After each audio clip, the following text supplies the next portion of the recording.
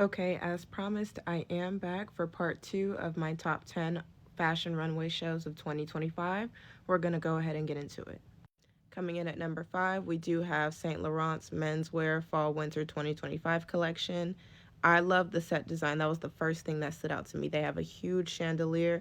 I have like a little bit of it in this video, but I implore you to go watch the video.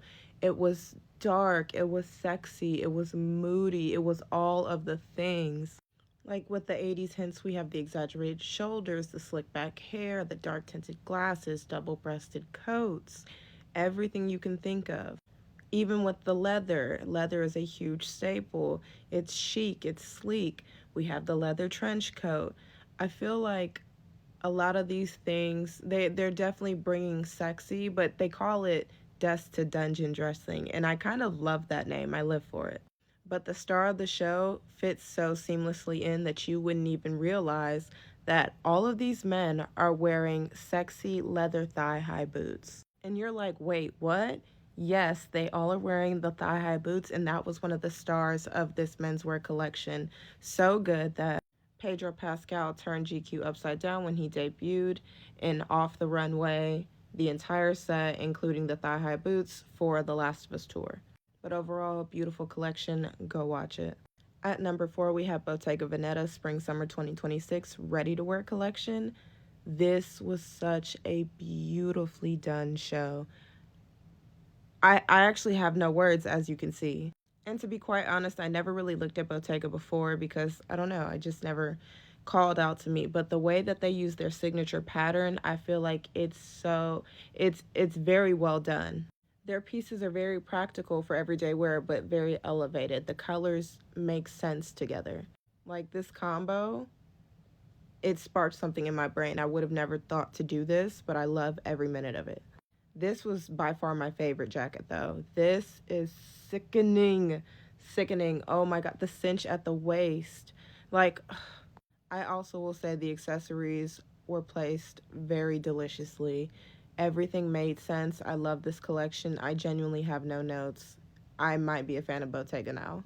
At number three, we have Schiaparelli bringing us their Haute Couture Fall Winter 2025 collection that gave us this breathtaking heartbeat dress that broke the internet. Now, the goal with Schiaparelli's collection was to blur the lines and play with what is past and future. And so they took archives and they inverted them into something that would look a little more futuristic. Now, Elsa Schiaparelli was more of a conceptual thinker rather than a physical thinker, so keeping that in mind, they took the concepts and movements of surrealism and played with old archival pieces to kind of stimulate but question what is a dress, what is art, can art be a dress, can they be both, you know? So then we get grand ruffle patterns, matador inspired blazers, and the exploring of new silhouettes without their signature corset that they're known for. All in all, I enjoyed the collection as I always enjoy anything Schiaparelli puts out. At number two, we have Robert One's Haute Couture Fall Winter 2025 show named Becoming, and it explores the beauty in the uncomfortable. This show had a dark but fascinating feel to it.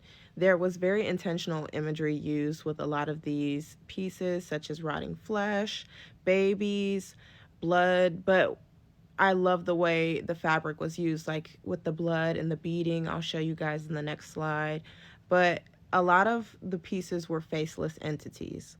Robert One says that this collection explores the task of looking inward and how that can be uncomfortable, how it can be sharp and unsettling and grotesque, but also there is beauty within all of that. And with Robert One's couture, I love it because it shows that couture doesn't have to look a certain way in order to be beautiful or to meet those standards. This is a different type of couture. This is very experimental, surrealist, very dark.